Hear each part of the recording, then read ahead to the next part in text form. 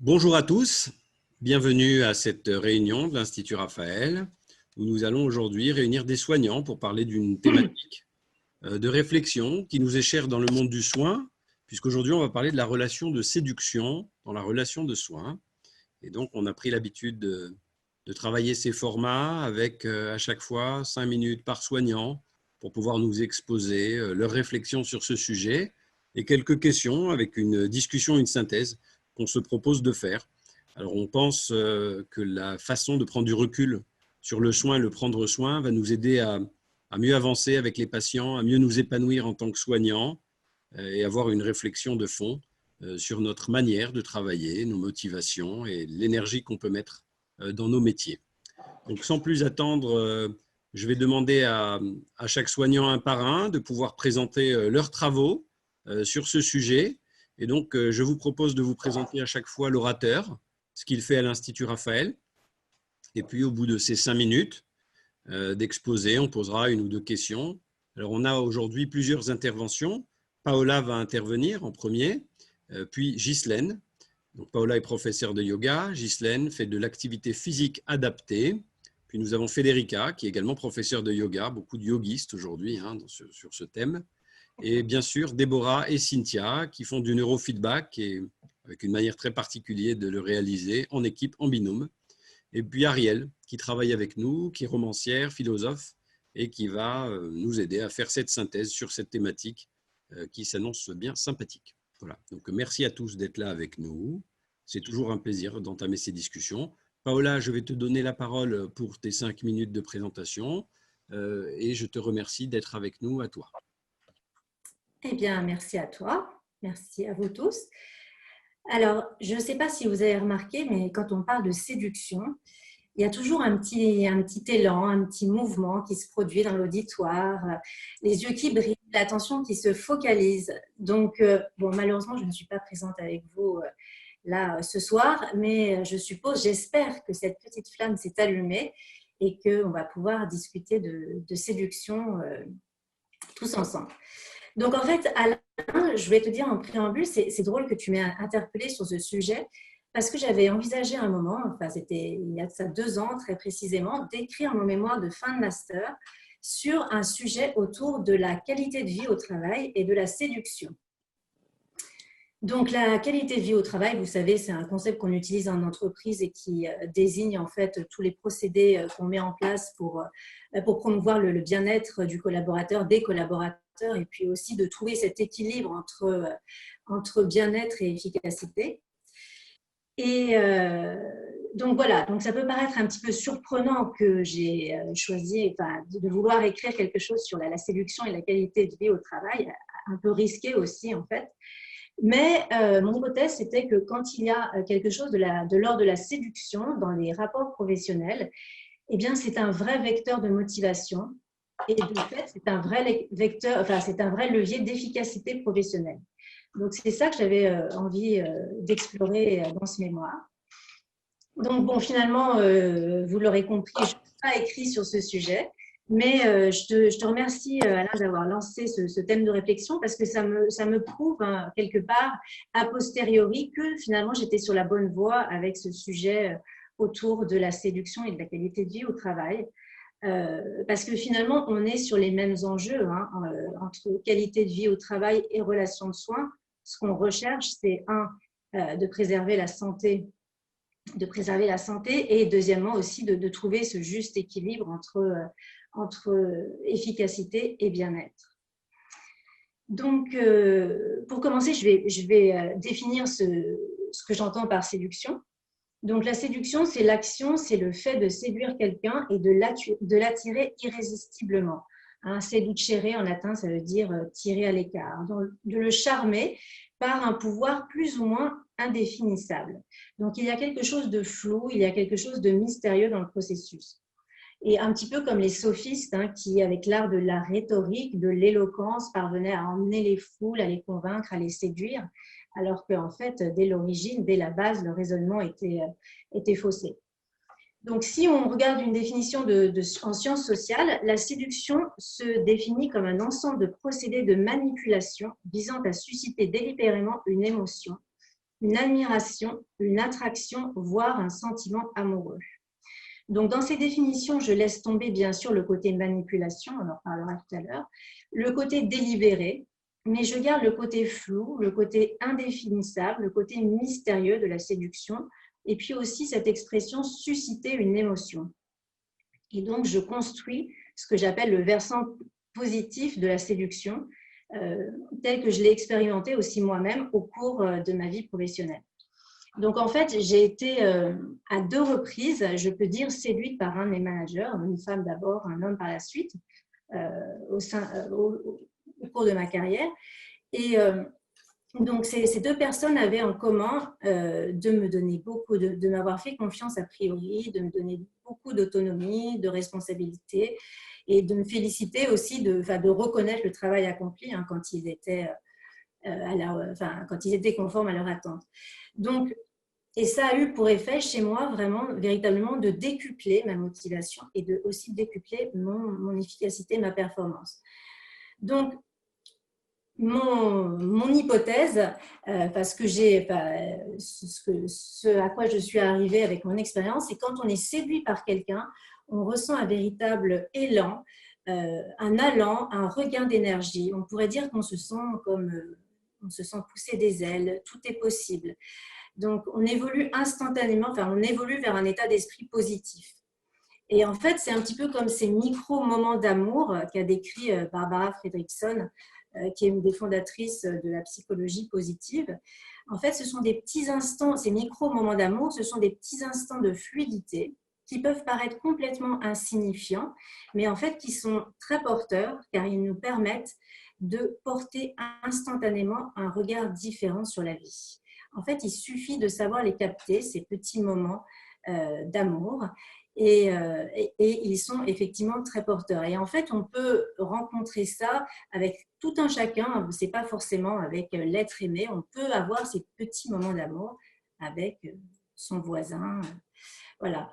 Donc, ce sont des, je continue là-dessus, ce sont des petits moments de connexion qui font résonner tout notre corps et notre esprit d'une énergie positive et qui se cumulent et qui nous permettent de se créer une vie plus longue et une vie plus heureuse. Ça, c'est la théorie de Barbara Fredrickson.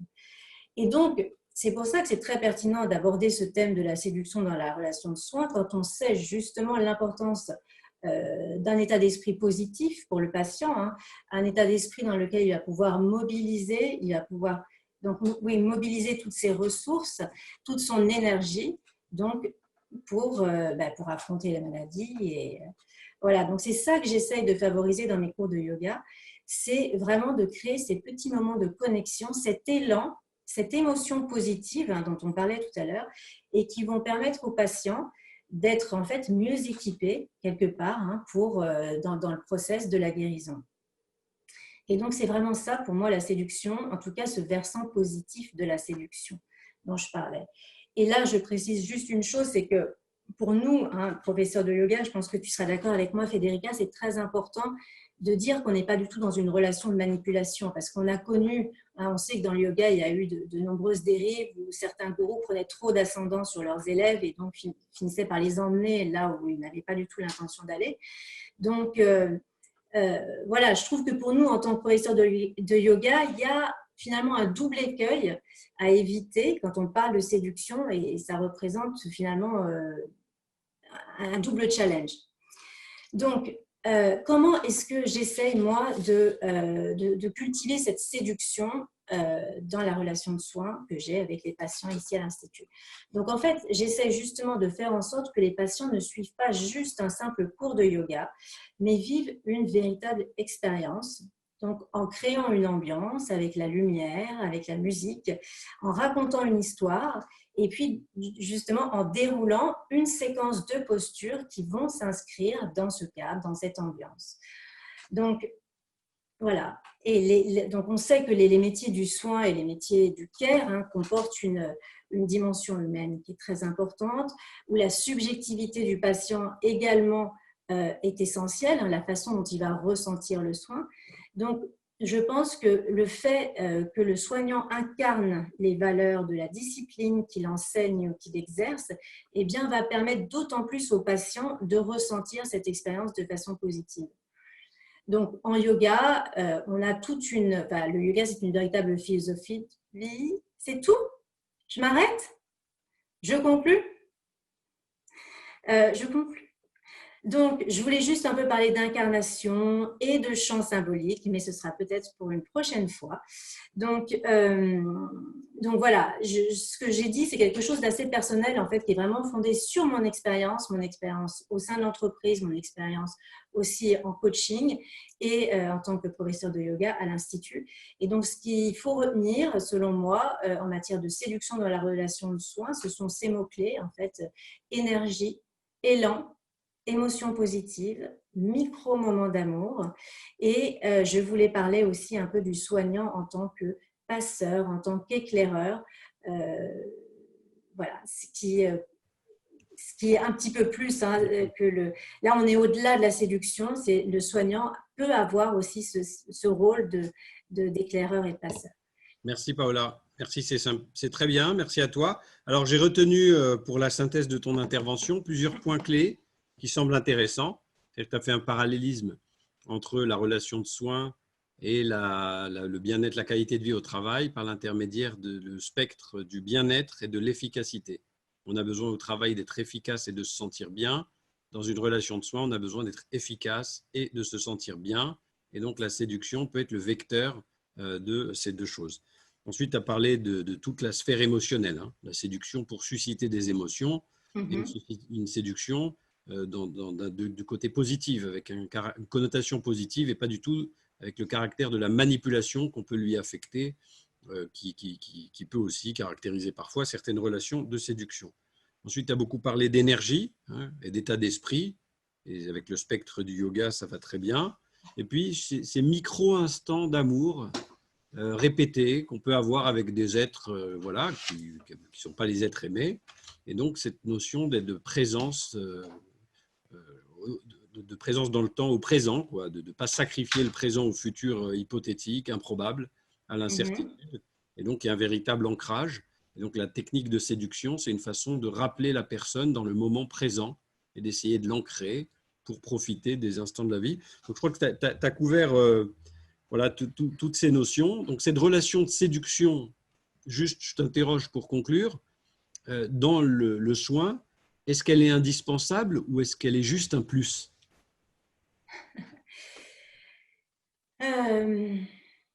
On ne peut pas séduire forcément, c'est quelque chose comme je disais, d'un peu flou, d'un peu mystérieux, donc on ne va pas pouvoir séduire tous les patients. On voit, il y en a qui décrochent, il y en a qui finalement vont pas suivre les cours, etc. Donc, ça serait indispensable, oui, certainement, de susciter ces émotions positives. Si on peut le faire, ça serait génial. Malheureusement, ce n'est pas quelque chose d'automatique, donc ce n'est pas quelque chose qu'on peut dupliquer, qu'on peut reproduire et qui marchera, entre guillemets, sur tout le monde. Merci beaucoup, Paola. Merci. Oh, j'avais encore plein d'autres choses à dire, mais bon. Merci, Paola. Sympa.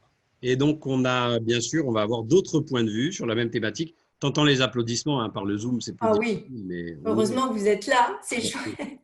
Mais oui, alors maintenant, on va demander, donc Paola, tu peux éteindre ton micro, à Ghislaine d'allumer le sien. Ghislaine. Oui, bonjour tout le monde.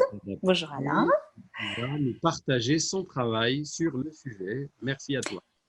Alors déjà, merci Paola parce que tu es passée en premier et tu as défini la séduction, donc c'était important de le faire.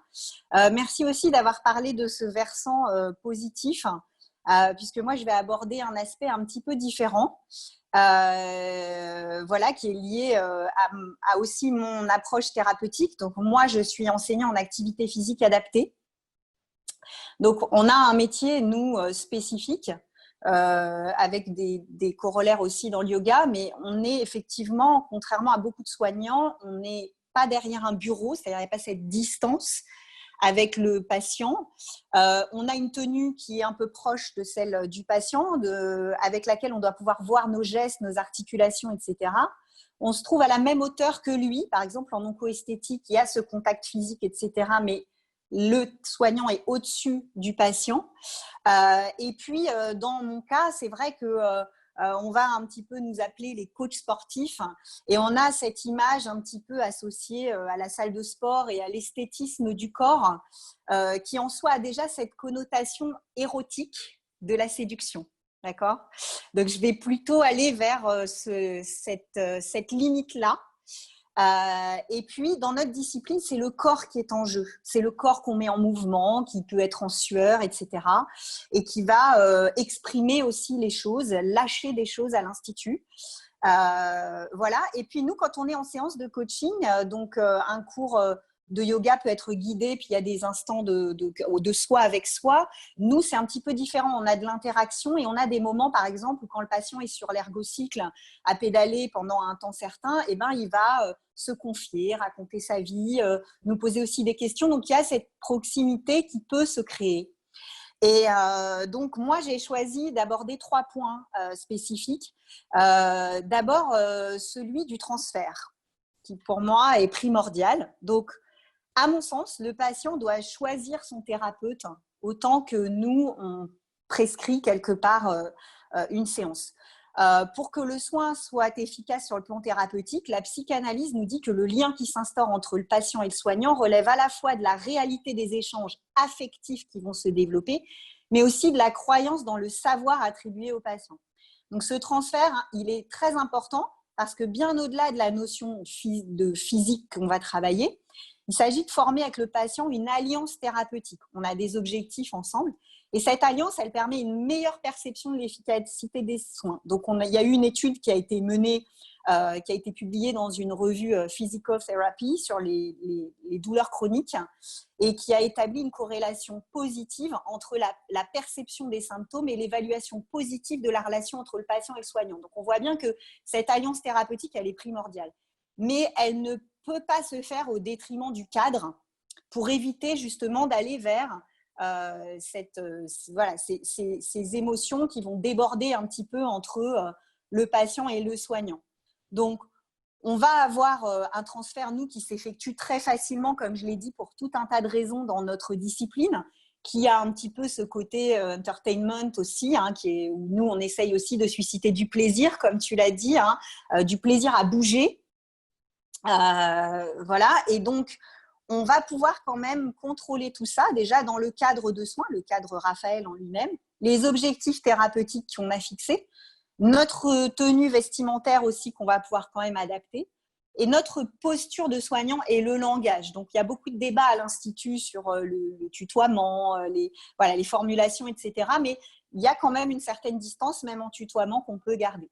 Et puis nous, on n'est pas que soignant, on est aussi enseignant, comme notre nom l'indique. Donc c'est à double tranchant parce que l'élève peut aussi avoir ce rapport de séduction avec son professeur, mais on peut recentrer sur le rôle de transmission, de pédagogie du mouvement, et on ramène à la technique et au contenu de l'intervention. Donc ce transfert qui s'effectue facilement, je vais maintenant remercier Ariel parce qu'on a eu un débat très intéressant ensemble à l'Institut sur la différence entre l'empathie et la sympathie. Donc ça, c'est mon deuxième point. Donc nous, en tant que soignants, évidemment que l'empathie, c'est un savoir-être qui est essentiel, c'est-à-dire que il y a un partage d'expériences émotionnelles d'une autre personne qui est fondée sur une compréhension. Voilà.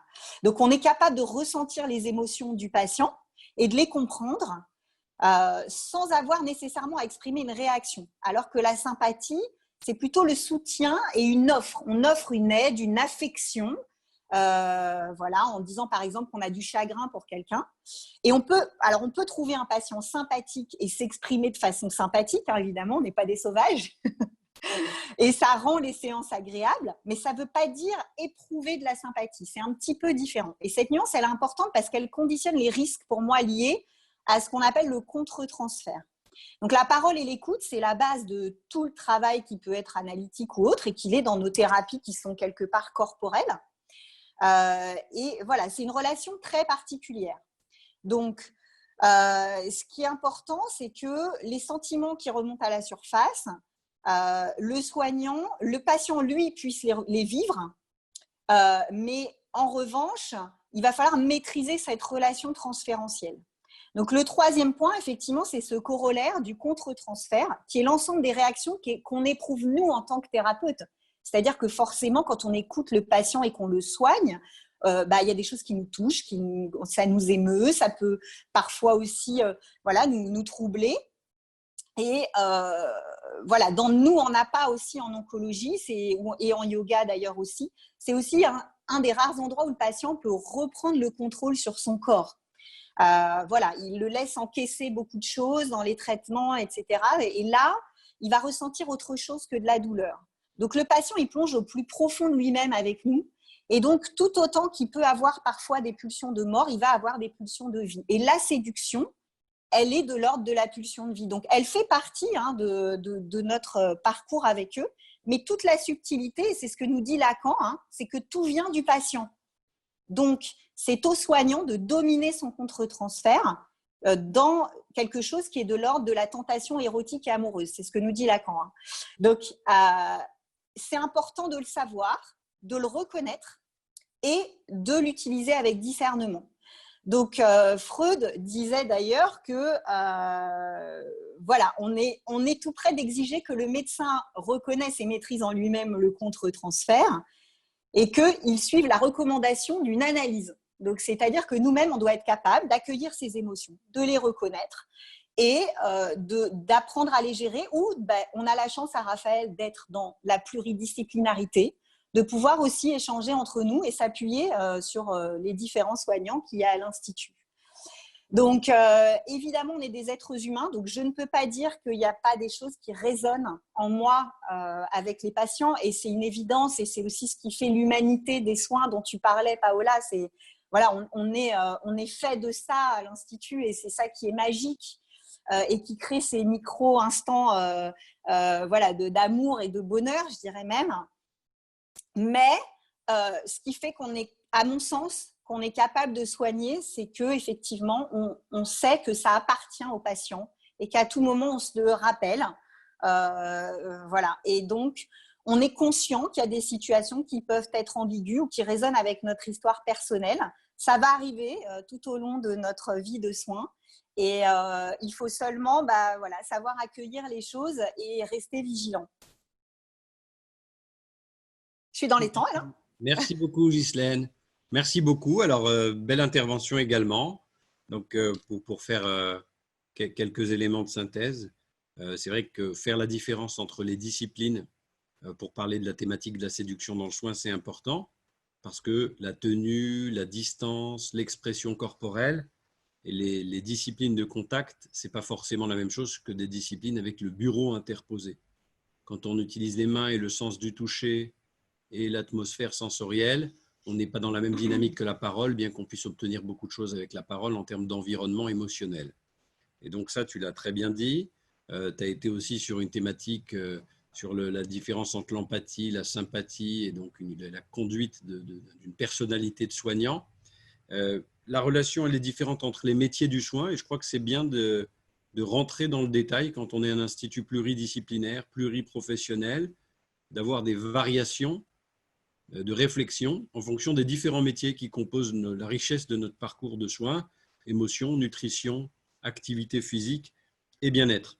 Et puis, tu l'as très bien dit, cette séduction, c'est une espèce d'énergie positive qui génère de la pulsion de vie. Et donc, par opposition à la pulsion de mort qui est un peu plus présente dans la vie psychique des patients qui sont fragilisés par la maladie et le cancer, générer une pulsion de vie dans une relation de conquête où on va conquérir l'esprit de l'autre. Finalement, il n'y a rien, ce n'est pas une histoire charnelle, la séduction, ce n'est pas forcément de la manipulation au sens mauvais, mais on va essayer d'aller conquérir l'esprit de l'autre et pour aller, si possible, lui insuffler de l'énergie positive. Et donc, c'est une dimension qui est très intéressante. Alors, humanité dans le soin et séduction, est-ce qu'on est finalement obligé de se soucier de la séduction lorsqu'on est dans une relation de soins où on peut concevoir des soins uniquement techniques? On ne peut pas l'ignorer, ça existe dans la vie, donc ça existe forcément dans la relation de soins à certains moments. Et puis on conçoit que, comme je disais, comme l'élève peut être attiré par son professeur, le patient peut être attiré par son soignant. Donc, après, c'est la façon dont on accueille et dont on réagit à ça. Mais c'est une émotion positive, comme tu le disais. Donc, comment on transforme ça dans une énergie qui va être au service de la guérison du patient, sans créer d'écueil, puisqu'il n'y aura pas de retour à cette demande. Très bien. Ben, écoute, merci infiniment pour cette belle Merci à toi. Donc, on va, Ghislaine, couper son micro. Donc, Frédérica est professeure de yoga à l'Institut. Et donc, on la remercie de nous parler de la séduction dans le rapport de soins. À toi.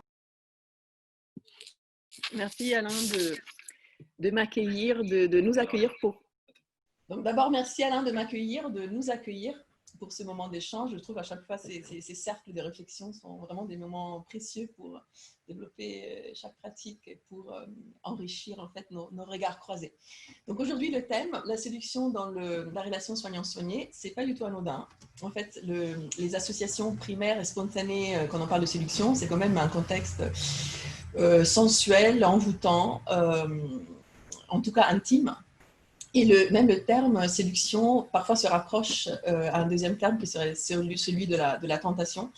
Et donc la tentation plutôt quelque chose à résister, en fait, parce que la source de la tentation pourrait être quelque chose de problématique ou de nocif. Et donc c'est clair que ce genre de relation et de contexte n'est pas du tout adapté pour la relation de soins, dans laquelle se rencontre une personne fragilisée par la maladie, par les traitements, par les effets secondaires des traitements, par le contre-coup plus ou moins traumatique en fait, d'une situation très difficile à traverser, douloureuse. Et la deuxième personne, donc le soignant, qui est censé soulager les difficultés, les souffrances du soigné en l'accompagnant sur un parcours, idéalement vers un dépassement de soi, vers un état qu'on peut décrire comme la résilience. Il y a plusieurs dimensions, bien sûr, et c'est plusieurs déclinaisons qui sont forcément personnelles et spécifiques à chaque cas. Mais donc, cette relation entre soignant et soigné, elle est complexe, elle est fragile, elle est souvent déséquilibrée en faveur du soignant, qui se doit d'assumer un rôle de guide du soigné, je pense, dans la pratique partagée.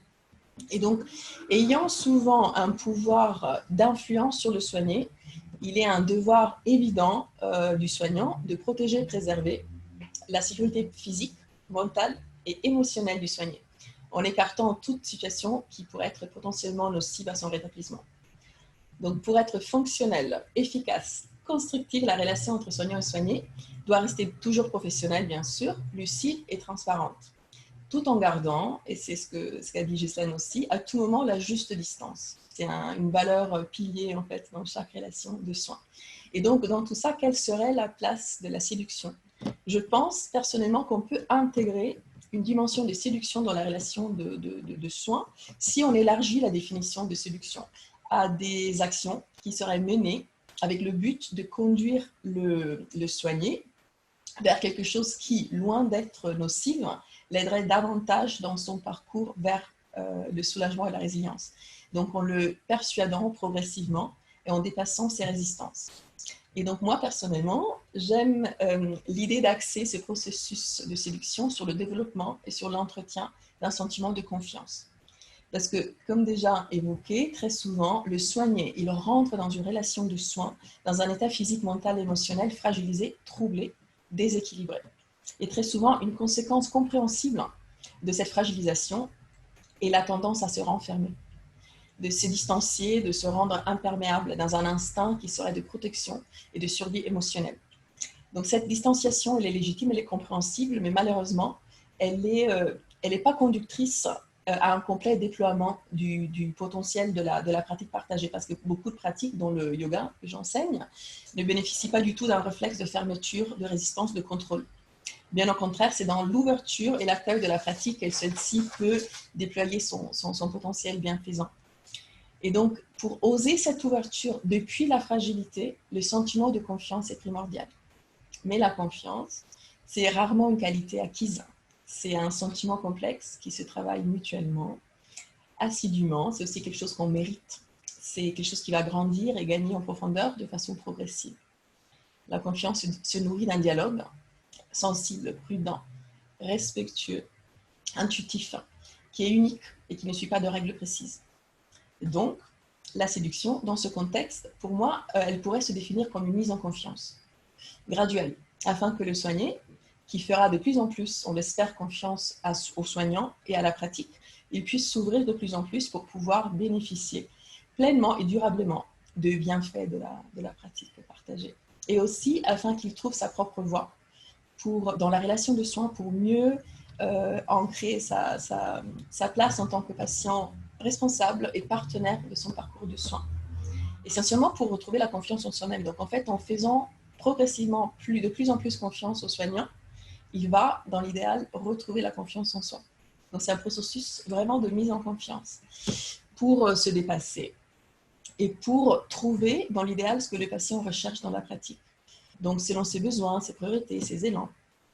Et donc la séduction, en tant que mise en confiance progressive et ciblée, ça deviendrait un vrai outil de soin modulable, déclinable de façon différente et adaptable aux personnalités et aux situations. Son développement et son raffinement deviendraient pour le soignant un défi et aussi une marque de qualité de sa prise en charge. Et je voulais clôturer en vous lisant un tout petit passage que vous allez reconnaître tout de suite. Je peux ? Vas-y, c'est chez toi. En parlant de cette mise en confiance, en fait, vous allez reconnaître tout de suite. Viens jouer avec moi, lui proposa le petit prince. Je ne peux pas jouer avec toi, dit le renard. Je ne suis pas apprivoisé. Ah pardon, fit le petit prince.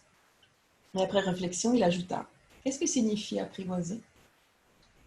C'est une chose trop oubliée, dit le renard. Ça signifie créer des liens.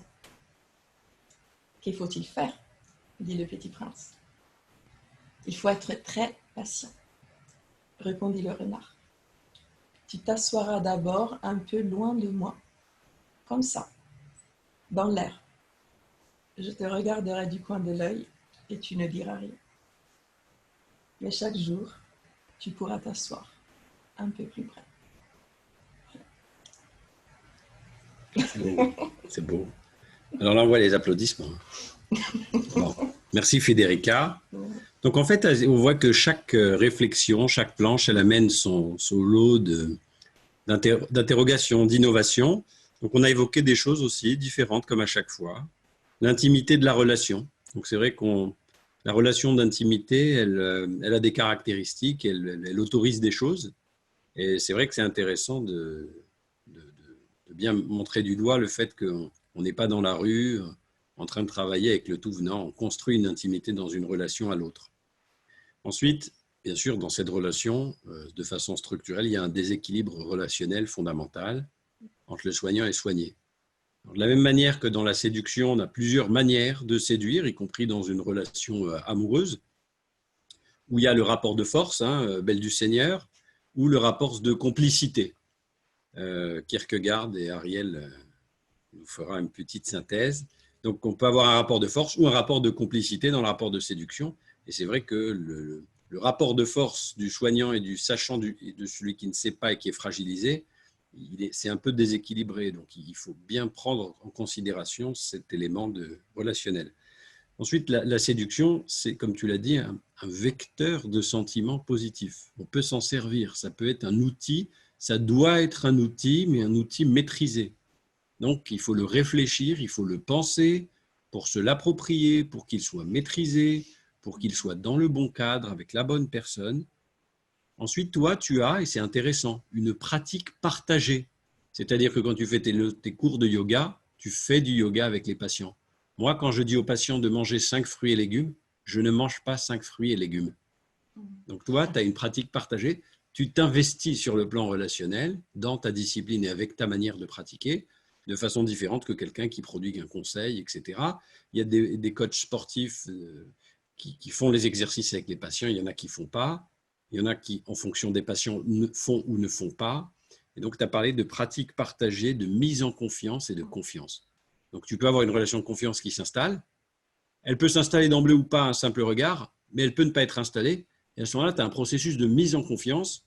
À ce moment-là, tu peux sortir un outil qui est un outil de séduction où tu vas chercher à faire adhérer ton interlocuteur en créant un lien avec un sentiment positif et une situation d'ouverture pour l'accompagner, vectoriser ses énergies et l'amener quelque part, puisque chaque soignant veut amener un patient quelque part, sur le plan émotionnel, sur le plan philosophique, sur le plan psychologique, sur le plan corporel, pas sur le plan sexuel, bien entendu, mais c'est une santé qui fait partie de l'individu.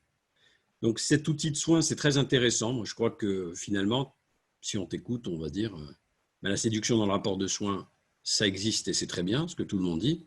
Il faut même faire en sorte que ça existe et il faut que ce soit un outil de soin et le maîtriser. Donc prendre un peu de recul pour pouvoir l'analyser et l'utiliser à bon escient dans le cadre relationnel de l'intimité qui est la relation soignant-soigné.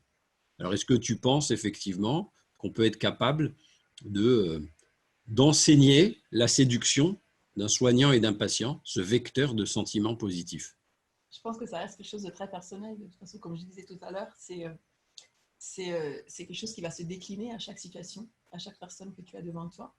Donc, je pense qu'il faut, il faut vraiment le personnaliser, en fait, le discours. Moi, je pense qu'il est essentiel. Mais est-ce que tu peux enseigner quelque chose qui doit être personnalisé forcément?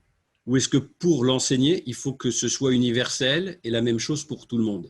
Est-ce qu'il y a des techniques possibles pour arriver à enseigner des bases d'un outil relationnel? Moi, je pense qu'on peut sûrement être dans un partage par rapport à ça. Oui, en fait, enseigner à d'autres soignants, c'est ça? Oui. Oui, moi, je pense qu'on peut. Je n'appellerais pas ça un enseignement, j'appellerais ça plutôt un partage d'expérience. Un partage d'expérience qui passerait par l'empathie, en fait, par l'empathie de ce qui est là. Moi, je pense qu'on peut partager cette... Et c'est vrai que c'est probablement le bon mot par rapport à l'enseignement. Ouais. En fait, on le dit aussi parce que une des visions d'essaimage, de fait de répandre nos valeurs, c'est la formation. Et dans la formation, on a finalement deux façons de la concevoir. La formation qui donne accès à de l'information ou la formation qui donne accès à la transformation. Et finalement, la formation qui donne accès à de l'information, on a l'impression qu'elle est peut-être parfois dénuée d'affect et qu'il s'agit d'une relation peut-être d'échange simple. La formation qui donne accès à une transformation, elle est peut-être celle qui a mobilisé des affects et qui du coup est beaucoup plus impactante pour que la personne en face, donc un soignant qui reçoit une formation comme n'importe quelle formation qu'on peut avoir, se transforme et change sa pratique. Et elle est, si je peux me permettre, je pense plus durable parce qu'en fait, il faut le ressentir.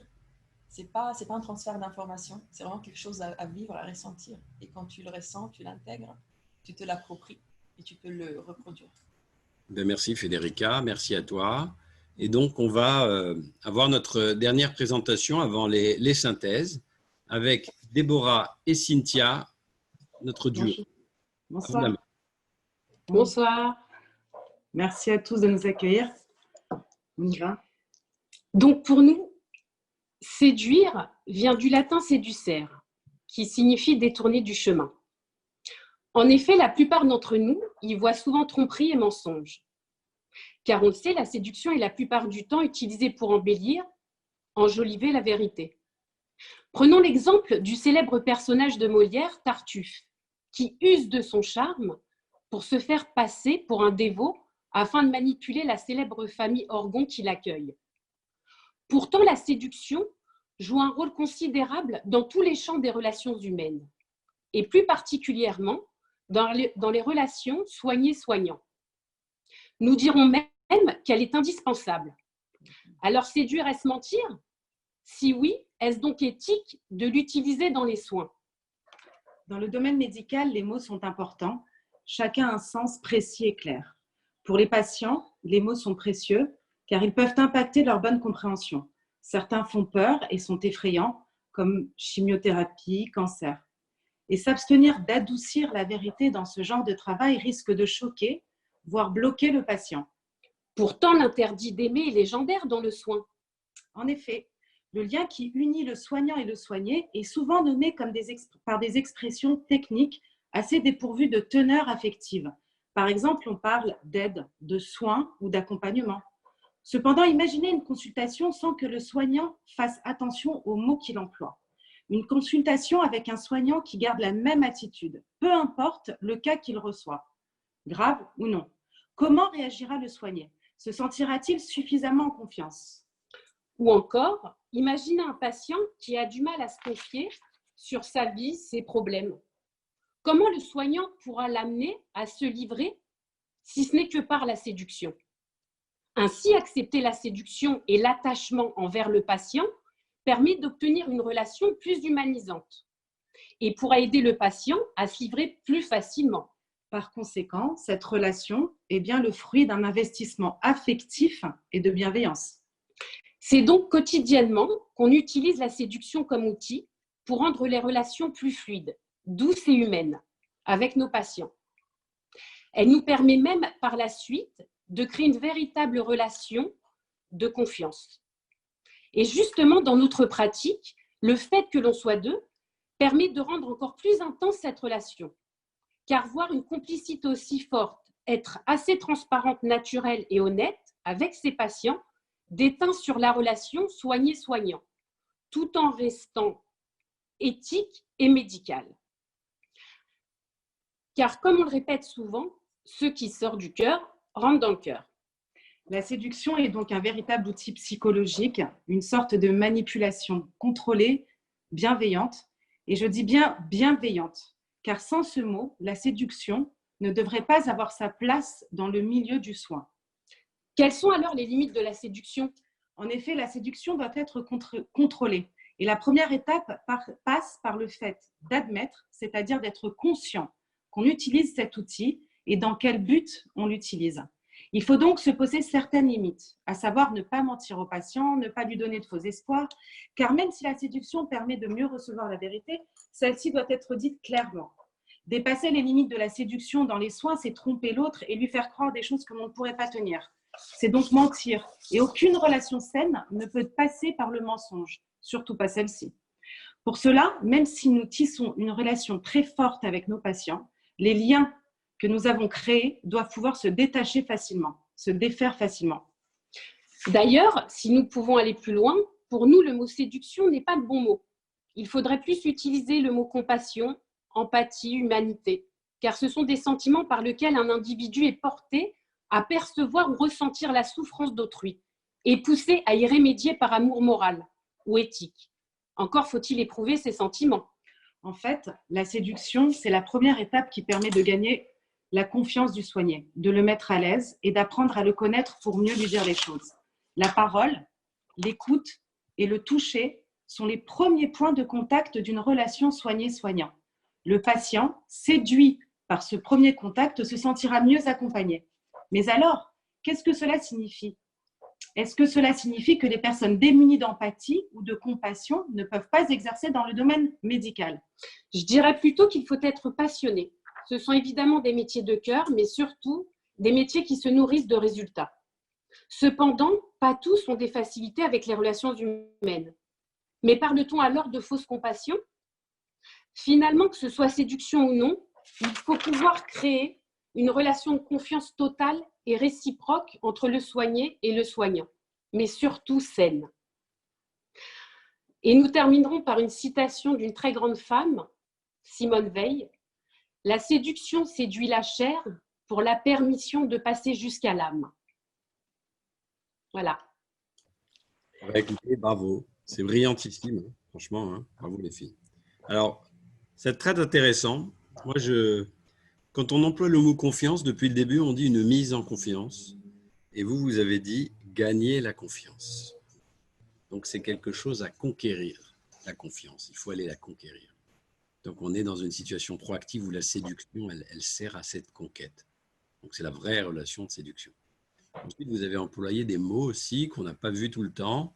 Tromperie, mensonge, vérité. Ce qui veut dire que la vérité du soignant est la même que la vérité du patient. Donc, il y a une vraie discussion à avoir là-dessus. C'est une bonne question. Et dans cette notion de vérité, ça veut dire qu'on pourrait la travestir. Ensuite, vous avez parlé aussi, c'est très puissant ça, la manipulation contrôlée. C'est très puissant.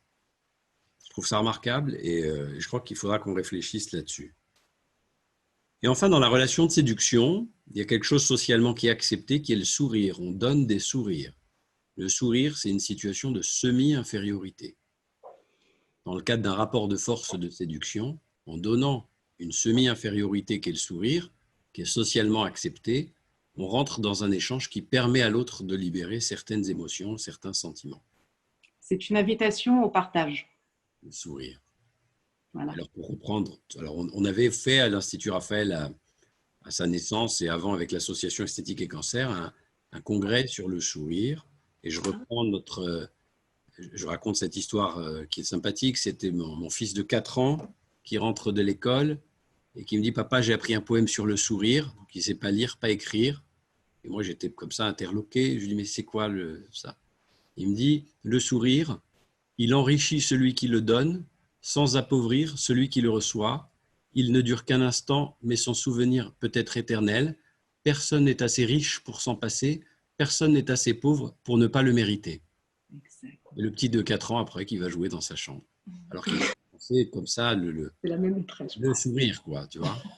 Et donc, je pense que le sourire et la séduction et la manipulation contrôlée vont nous permettre d'arriver à calibrer la différence entre la vérité du patient et la vérité du soignant. Voilà. Est-ce que ça vous convient, ça, comme manière de… Complètement. Pour nous, c'est vraiment la séduction, pour nous, c'est vraiment une invitation au partage. Mais vous qui pensez pour nous, parce que vous êtes à deux, vous êtes deux cerveaux droit et gauche en même temps, c'est très particulier. Comment vous faites pour séduire en même temps? On ne séduit pas en même temps. C'est bien. Chacun de son tour, il est cerné, en fait. On ne laisse pas le choix. Voilà, c'est ça. On y vient. C'est une société castratrice, mon Dieu. Non, le but, c'est de rentrer dans le… En fait, c'est vraiment je dirais qu'on essaye vraiment de rentrer dans le monde du patient pour créer un partage. Pour nous, en tout cas, nous, ce qu'on pense, c'est qu'on trouve la séduction partout. Je vais à un spectacle, j'ai besoin d'être séduite. J'écoute de la musique, j'ai besoin d'être séduite.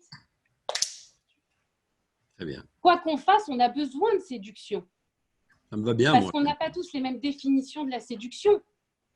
Finalement, on a une définition de la séduction qui est souvent dans le langage qui est très courant, restreinte. C'est ça, c'est plus de l'érotisme, de la sensualité, mais en fait, on peut le voir aussi différemment. Voilà, écouter une musique, il faut qu'on soit séduite par la musique. La conquête d'un esprit est plus complexe que la conquête d'un corps dans le cadre d'une relation amoureuse.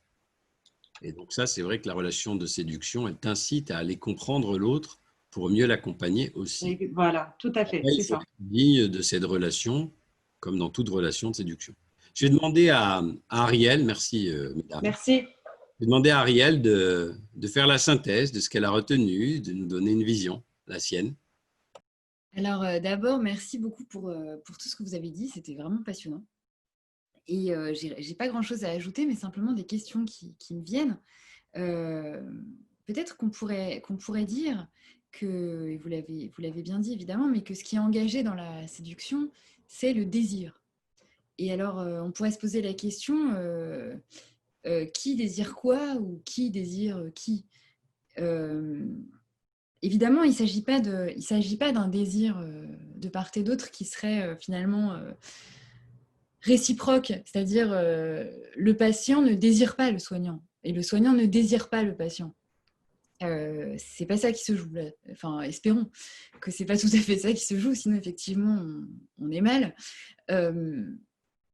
Que le désir soit engagé dans l'expérience du cancer, c'est absolument évident.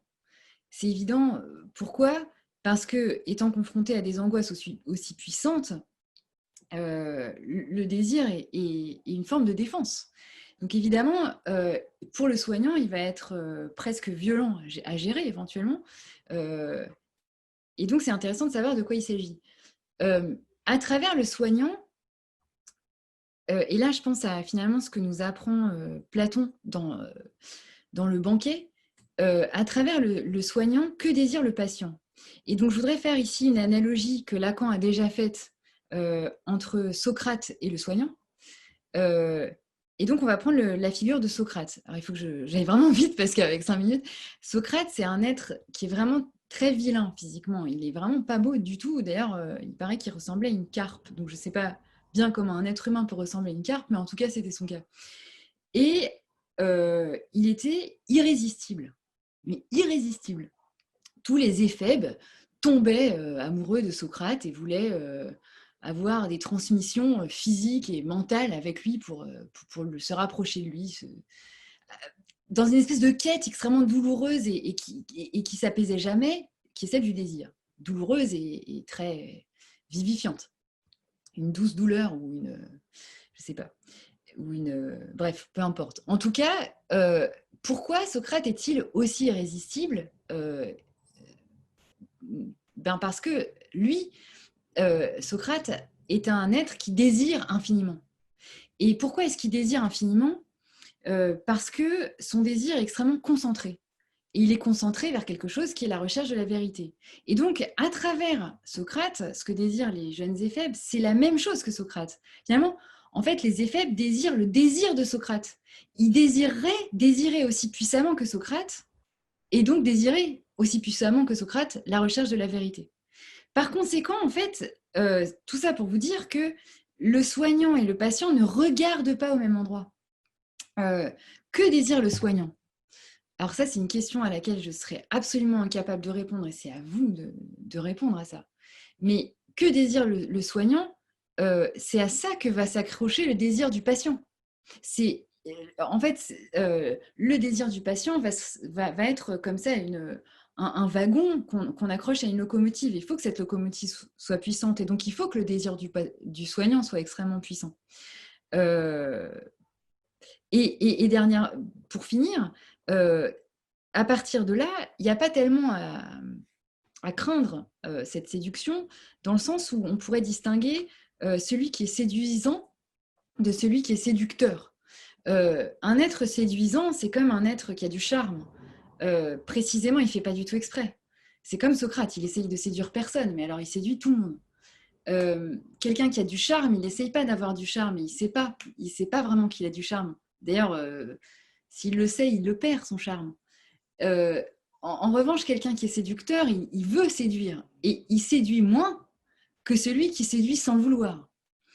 Par conséquent, les soignants, je pense, sont plutôt du côté de... Ils sont peut-être séduisants, mais pas nécessairement séducteurs, au sens où ils ne vont pas draguer le patient. Enfin, ce serait complètement grotesque et j'imagine que tout le monde serait extrêmement gêné si ça arrivait. Ils vont leur route, quoi.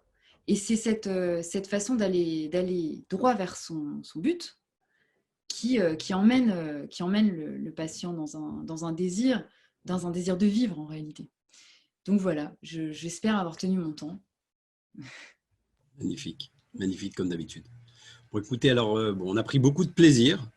Tout a été extrêmement didactique. On a vu des personnalités en action, très séduisantes d'ailleurs. Et c'est vrai, chacun avec une énergie à transmettre, avec le souci de la transmettre à l'autre. Il y a un souci de transmission énergétique, de présence, des sourires qui sont donnés généreusement pour qu'on puisse pénétrer chaque monde et que chacun puisse faire valoir ce qu'il a en lui, ses idées et sa volonté de rendre service. C'est peut-être ça qu'ont les soignants en commun, c'est une volonté de rendre service à l'autre, d'exercer un art, mais c'est surtout au service de l'autre. Ce n'est pas forcément des artistes, c'est des artisans, l'ouvrier du soin, en fait. Chacun se met au service d'eux. Et donc, on a effectivement cet outil technique qui est la séduction, qu'on a un peu mieux compris et finalement qu'on ne comprendra toujours pas parce que c'est un champ très vaste.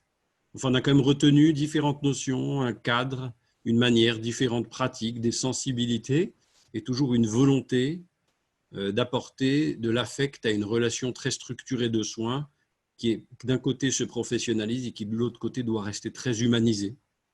Et c'est un petit peu un des créneaux qu'on a envie de faire passer à l'Institut Raphaël et qui anime toutes les équipes. Donc, moi, je vous remercie infiniment pour avoir passé ce temps. On a tenu le temps. Merci à tout le monde d'avoir respecté ce temps. C'est un temps agréable, c'est un temps utile. On continuera ces formats d'échange pour pouvoir animer les réflexions. Et je crois que chaque soignant, en allant défricher un thème, s'améliore lui-même. Et en s'améliorant lui-même, améliore sa relation à l'autre et transmet à l'autre quelque chose de plus qui va permettre ce supplément d'âme, cette vitalité qui tire chacun vers une combativité qui nous permet de mieux soigner, de prendre soin au minimum. Voilà. Donc, je vous remercie infiniment. Je vous dis à bientôt à tous et puis nouvelles aventures prochainement.